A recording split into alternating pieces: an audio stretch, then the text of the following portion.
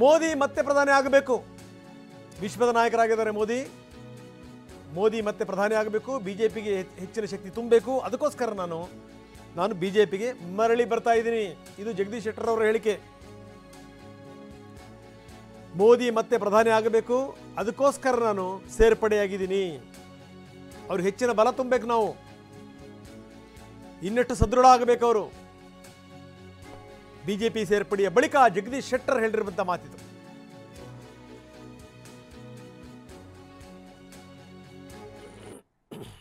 ಕಳೆದ 10 ವರ್ಷದಿಂದ ನಮ್ಮ ದೇಶದ ಪ್ರಧಾನಮಂತ್ರಿ ನರೇಂದ್ರ ಮೋದಿಜಿಯವರು ಏನು ಭಾರತದ ಒಂದು ಪ್ರಗತಿಗೆ, ಇಡೀ ಜಗತ್ತಿನಲ್ಲಿ ಭಾರತದ ಒಂದು ಶಕ್ತಿ ವೃದ್ಧಿಸಲಿಕ್ಕೆ ಏನು ಕೆಲಸ ಮಾಡಿದ್ದಾರೆ. ಅವರು ಮತ್ತೊಮ್ಮೆ ಪ್ರಧಾನಮಂತ್ರಿಗಳಾಗಬೇಕು, ಮತ್ತೊಮ್ಮೆ ಅವರ ನಾಯಕತ್ವದಲ್ಲಿ ದೇಶದಲ್ಲಿ ಒಂದು ಹೆಚ್ಚಿನ ಶಕ್ತಿ ಬರಬೇಕು ಅನ್ನುವಂಥ ಹಿನ್ನೆಲೆ ಇಟ್ಟುಕೊಂಡು, ಮತ್ತು ಭಾರತೀಯ ಜನತಾ ಪಾರ್ಟಿ ಇನ್ನೂ ಹೆಚ್ಚು ಶಕ್ತಿಯುತವಾಗಿ ಬೆಳಿಬೇಕು ಅನ್ನುವಂಥ ವಿಷಯನ ಇಟ್ಕೊಂಡು ಇವತ್ತು ಭಾರತೀಯ ಜನತಾ ಪಾರ್ಟಿಗೆ ನಾನು ಮರು ಸೇರ್ಪಡೆ ಆಗ್ತಾಯಿದ್ದೇನೆ.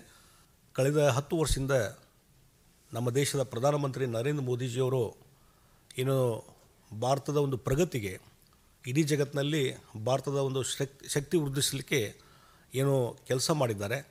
ಅವರು ಮತ್ತೊಮ್ಮೆ ಪ್ರಧಾನಮಂತ್ರಿಗಳಾಗಬೇಕು, ಮತ್ತೊಮ್ಮೆ ಅವರ ನಾಯಕತ್ವದಲ್ಲಿ ದೇಶದಲ್ಲಿ ಒಂದು ಹೆಚ್ಚಿನ ಶಕ್ತಿ ಬರಬೇಕು ಅನ್ನುವಂಥ ಹಿನ್ನೆಲೆ ಇಟ್ಟುಕೊಂಡು, ಮತ್ತು ಭಾರತೀಯ ಜನತಾ ಪಾರ್ಟಿ ಇನ್ನೂ ಹೆಚ್ಚು ಶಕ್ತಿಯುತವಾಗಿ ಬೆಳಿಬೇಕು ಅನ್ನುವಂಥ ವಿಷಯನ ಇಟ್ಕೊಂಡು ಇವತ್ತು ಭಾರತೀಯ ಜನತಾ ಪಾರ್ಟಿಗೆ ನಾನು ಮರು ಸೇರ್ಪಡೆ ಆಗ್ತಾಯಿದ್ದೇನೆ. ಮತ್ತು ಭಾಳ ಮುಖ್ಯವಾಗಿ ನಾನೇನು ವಿಧಾನ ಪರಿಷತ್ತಿನ ಸದಸ್ಯನಾಗಿ ಕೆಲಸ ಮಾಡ್ತಾಯಿದ್ದೇನೆ. ಅದು ಕಾಂಗ್ರೆಸ್ ಪಕ್ಷದ ವಿಧಾನ ಪರಿಷತ್ತಿನ ಸದಸ್ಯನಾಗಿ ಕೆಲಸ ಮಾಡ್ತಾಯಿದ್ದೇನೆ. ಆ ಹಿನ್ನೆಲೆಯಲ್ಲಿ ಕರ್ನಾಟಕದ ವಿಧಾನ ಪರಿಷತ್ತಿನ ಸಭಾಪತಿಗಳಂಥ ಮಾನ್ಯ ಬಸವರಾಜ ಹೊರಟ್ಟಿಯವರಿಗೂ ನಾನು ಫೋನಲ್ಲಿ ಮಾತಾಡಿದ್ದೇನೆ. ಮತ್ತು ಈಗಾಗಲೇ ಇಮೇಲ್ ಮುಖಾಂತರ ಸದಸ್ಯತ್ವಕ್ಕೆ ನಾನು ಈಗಾಗಲೇ ರಾಜೀನಾಮೆಯನ್ನು ಕೊಟ್ಟಿದ್ದೇನೆ. ಮತ್ತು ಆ ರಾಜೀನಾಮೆ ಎಕ್ಸೆಪ್ಟ್ ಮಾಡಬೇಕಂತೇಳಿ ನಾನು ಮಾನ್ಯ ಸಭಾಪತಿ ಹೊರಟ್ಟಿಯವರನ್ನ ವಿನಂತಿ ಮಾಡ್ಕೊಂಡಿದ್ದೀನಿ.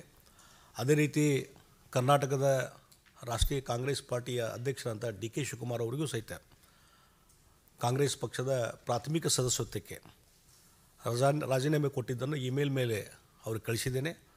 ಮತ್ತು ಅಲ್ಲಿ ಸ್ವತಃ ಕಳಿಸುವಂಥ ವ್ಯವಸ್ಥೆಯನ್ನು ನಾನು ಮಾಡ್ತಾಯಿದ್ದೇನೆ.